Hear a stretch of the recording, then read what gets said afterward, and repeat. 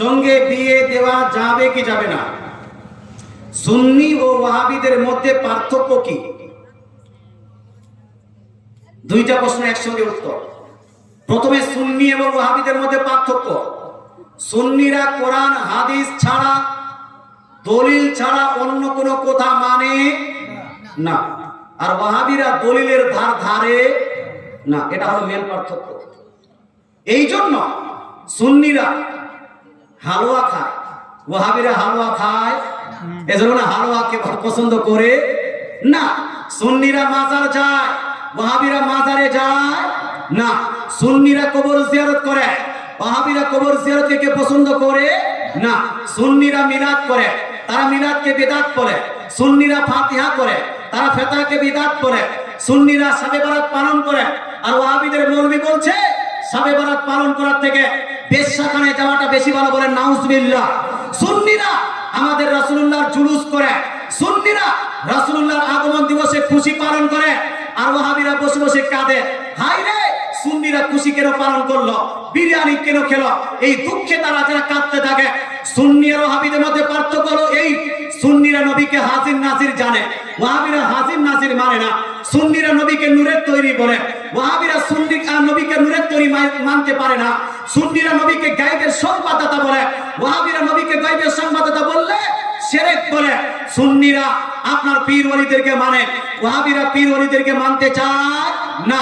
পার্থক্য আছে কি নাই? এই পার্থক্য আছে কি নাই? সুন্নি আলাদা, ওয়াহাবি, এই সুন্নি আলাদা, ওয়াহাবি আলাদা। যখন সুন্নি আলাদা, ওয়াহাবি আলাদা, আলাদা মানুষকে আলাদাই রাখে, তাদেরকে বেটি দেওয়া যাবে না, তাদের কাছ থেকে বেটি নেওয়া যাবে না। যদি কেউ ভুলবশত তাদের বেটি নিয়ে এসে থাকেন, তাহলে তার বেটিকে সুন্নি করে নেবেন, নিজের মতে করে নেবেন, নিজের মতো করে দরুদ ও সালামে তাকে তাকিদ করবেন। কোন মহিলা যদি ওয়াহাবির বেটি হয়ে থাকে, তাহলে সেই বেটিকে ভালো করে পড়ান, নবীজির মুহাব্বত কি, নবীজির দরুদ ও সালামের গুরুত্বটা কি, 40 চারণ করা যাবে কিনা, মানুষ মরে গেলে তার জন্য দোয়া খায়ের করা যাবে কি যাবে না, কোরআন তেলাওয়াত করা যাবে কিনা, সেই মেয়েটাকে সুন্দর করে পড়িয়ে দিবেন। আর তারপরেও যদি মেয়েটা বলে না, আমি রাসূলুল্লাহকে মানবো না, আমি দরুদকে মানবো না, আমি কোরআন কবর জিয়ারতকে মানবো না, আমি পীর ওলিদেরকে মানবো না, তাহলে সেই বউটাকে আপনি তার বাপের বাড়ি দিয়ে এসে অন্য একটা বিয়ে করবেন। আমার কথা বলার আমি বলে দিলাম, করবেন না করবেন না আপনার ব্যাপার, কথা বুঝতে পারছেন? হ্যাঁ, মুসলমান এটাই করা উচিত। আর যদি সে বলে না না, আমি যখন আপনার এখানে এসেছি, তাহলে আমরা মিলাদকে মানবো, সালামকে মানবো, কবর জিয়ারতকে মানবো, আপনার বাপ মা মারা গেলে কবর তার জন্য দোয়া করা যাবে, দোয়া খায়ের করা যাবে, এটা আমি মানছি। এইগুলা যদি মেনে নেয় তাহলে কোনো সমস্যা, তাহলে কোনো সমস্যা নাই। আমি বেশিরভাগ দেখেছি যে যারা এসেছে আপনার ওখান থেকে, তারা বেশিরভাগটা মেনে নিয়েছে, কিন্তু কিছু থাকে টেরা, কিছু থাকে টেরা, তারা মানতে চায় না। তো তাদেরকে একটু মানানোর চেষ্টা করবেন, বুঝানোর চেষ্টা করবেন। নিজে যদি বুঝাতে না পারেন, মৌলভী সাহেবের সাহায্য নিয়ে সেই মেয়েটাকে বুঝাবেন, সঠিক আপনার বার্তাগুলো বুঝাবেন। আর আগামীতে কেউ বেটি দিবে না। আমি বলছি এখন আপনার পার্সোনাল ব্যাপার, দিবেন কি দিবেন না, কিন্তু আমি বলছি এই জন্য, কারণ আপনি বেটি দিবেন মাস্টার দেখে, ডাক্তার দেখে, কিন্তু দেখবেন আপনার বেটি দুনিয়াতে তো সুখে থাকবে, দুনিয়াতে তো আরাম আসাইসে থাকবে, কিন্তু বেটিটা যখন মরে যাবে, জানাজার পরে ওই বেটির জন্য আর দোয়া করতে চাইবে না, মাটি দেওয়ার পরে ওই বেটির জন্য আর দোয়া করতে চাইবে ওই বেটিটার জন্য আর কবর জিয়ারত করবে না, 40 চারণ করতে চাইবে না, বেটির জন্য দান সাদকা খায়রাত করতে চাইবে না। বলুন তো আপনার বেটির আখিরাতটা বরবাদ হলো না, হলো না? এই আখিরাতটা বরবাদ হলো কি হলো না? এই জন্য সুন্নি আলিমেরা আপনার বেটির পৃথিবীর জীবনটাকে ভালো রাখতে চায়, আখিরাতের জীবনটাও ভালো রাখতে চায়। এই জন্য আপনাদেরকে আমি সাজেস্ট করব, আপনাকে আমি সাজেস্ট দিব যে আপনারা দিয়েন না, সুন্নি আলিমদেরকে দেন, সুন্নি ছেলেদেরকে দেন। একটা সুন্নি ছেলে দেখে ভদ্রভাবে সুন্নি ছেলেকে দেন, মুসলিম, এটা সবথেকে ভালো, এটা আপনার জন্য লাভজনক। না হলে আপনি যখন মরবেন তখন বুঝতে পারবেন যে না, এটা আমি ভুল করলাম। আজকে জানেন, আমি আমার বাপ মারা গেছে 40 করবো, ওদের দেখতে থাকবে, তাহলে আল্লাহ ভালো। আমি আমার বাপ মারা গেছে তার জন্য দোয়া করবো, ব্যথা তাদেরকে লাগে, লাগে কি লাগে না ভাই? লাগে। মুসলমান আপনাকে বলতে চাই, বাপ মা ইন্তেকাল করার পরে তার জন্য তিজা করা যায়, তার জন্য 40 করা যায়, তার জন্য চারণ করা যায়, তার জন্য কবর জিয়ারত করা যায়, তার জন্য ওই সাদকা খায়রাত করা হলো যায়। আর যদি পারেন তার জন্য কোরআন শরীফ তেলাওয়াত করে তার নামে বকশি দিবেন। এটা হলো জায়েজ জায়েজ জায়েজ। এই সমস্ত জিনিসের নাকি বাপ মায়ের কাছে পৌঁছে যাবে। জোরে বলে সুবহানাল্লাহ। আল্লাহ তাআলা বুঝার তৌফিক দান করুন। রাসূল আল্লাহ তাআলা কোরআনুল মাজিদ ফুরকানুল হামিদের মধ্যে ইরশাদ করেন, মহিলারা হলো তোমাদের ক্ষেত শুরু, তোমরা মহিলাদের কাছে আসতে পারো। আল্লাহ তাআলা রাসূল সাল্লাল্লাহু আলাইহি ওয়াসাল্লাম স্বামীদের এতটা বেশি মর্যাদা রেখেছেন, স্বামীর এত মর্যাদা রেখেছেন। রাসূলুল্লাহ সাল্লাল্লাহু আলাইহি ওয়াসাল্লাম বলেন, পৃথিবীর মধ্যে আমি যদি কোনো মানুষকে সাজদা করার অনুমতি দিতাম, কোন মানুষকে সাজদা করা যাবে এটা যদি আমি পারমিশন দিতাম, তাহলে মহিলাদেরকে বলতাম নিজ নিজ স্বামীকে সাজদা করো। কাকে? নিজ নিজ স্বামীকে সাজদা করো। তাহলে ভাবুন তো স্বামীর কতটা মর্যাদা দিয়েছেন আল্লাহ তাআলা, স্বামীর কতটা মান সম্মান দিয়েছেন। স্বামীর মর্যাদা এতটা বেশি কেন? কারণটা হলো এই, স্ত্রীরা বাড়িতে থাকে আর স্বামীরা পিঠ পুড়িয়ে আপনার খেতে খামারে তার জন্য মেহনত করে আনে। স্ত্রী যখন বাড়িতে থাকে, স্ত্রী ভরণ পোষণ সমস্ত জিনিসের ব্যবস্থা কে করে ভাই? এই কে করে? তার বাজারের জন্য ম্যানেজ স্বামী করে, তার পরিধানের জন্য কাপড় ম্যানেজ স্বামী করে, তার খাবারের জন্য ম্যানেজ স্বামী করে। তার এ টু জেড ব্যবস্থাপনা করেছে কে? স্বামী। এই জন্য স্বামীর মর্যাদা অনেক বেশি। আল্লাহ তাআলা রাসূল ইরশাদ করেন, কোন স্ত্রী যদি মারা যায় আর তার স্বামী যদি তার উপর রাজি খুশি থাকে, ওই স্ত্রীটা হলো জান্নাতি। জোরে বলে সুবহানাল্লাহ। জোরে বলেন না সুবহানাল্লাহ। আর কোন স্ত্রী যদি মারা যায় আর ওর স্বামী যদি তার উপর নারাজ থাকে, তার ওই স্ত্রীটা হলো জাহান্নামী। কথা বুঝতে পারছেন?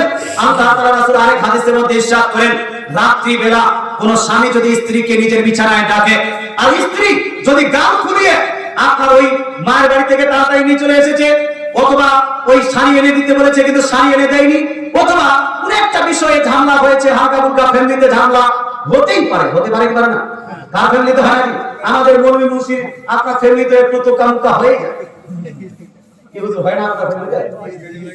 এখন আপনার না হোক তারা সুন্দর মানুষ আপনি, হ্যাঁ এই মৌলভী সাহেব সুন্দর না? হ্যাঁ, কিন্তু যতই সুন্দর হোক স্বামী করার আগ পর্যন্ত তো আদর হবে। স্বামী করার আগে পর্যন্ত সুন্দর মানুষের আদর, কিন্তু স্বামী করার পরে ঝামেলা হয় কি হয় না? হয় কি হয় না? হয়। মুসলমান আপনাকে বলতে চাই, পৃথিবীর মানুষ, এই পৃথিবীতে আপনার স্বামী স্ত্রীর মধ্যে ঝামেলা হওয়াটা স্বাভাবিক, কিন্তু হাদিস দ্বারা প্রমাণিত ঝামেলা হওয়ার পরে বিছানায় যাওয়ার পর যে সর্বপ্রথম অপরকে টেনে নিবে সে হলো জান্নাতি মানুষ। জোরে বলে সুবহানাল্লাহ। সে স্ত্রী হোক অথবা স্বামী, যে আপনার আগে তাকে মানানোর চেষ্টা করবে এরা হলো জান্নাতি।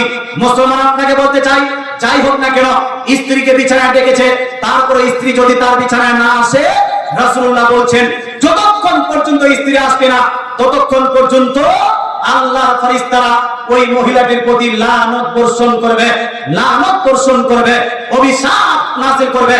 এই জন্য মেয়েদেরকে আপনার স্বামীর কথা মানা উচিত।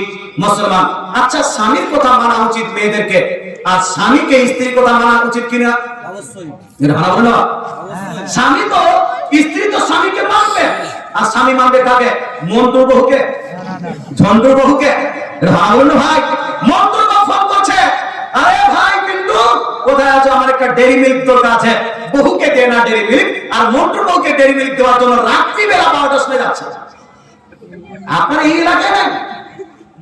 আমাদের এলাকায় কিছু কিছু লোক আছে নিজের স্ত্রীকে রেখে ঝন্টুর বংশকে লাইন মারছে, মন্টুর বংশকে লাইন মারে। এরকমের লোক পাওয়া যায় কি যায় না?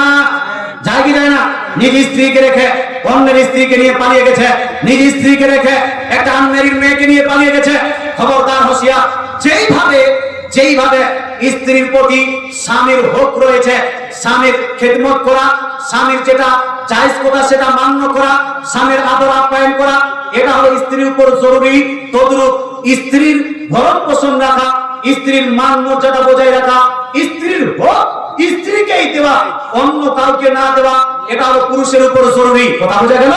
হ্যাঁ, আপনার শরীরে স্ত্রীর হক আছে, এই শরীরটা শুধু স্ত্রী পাবে, অন্য কেউ পাবে না।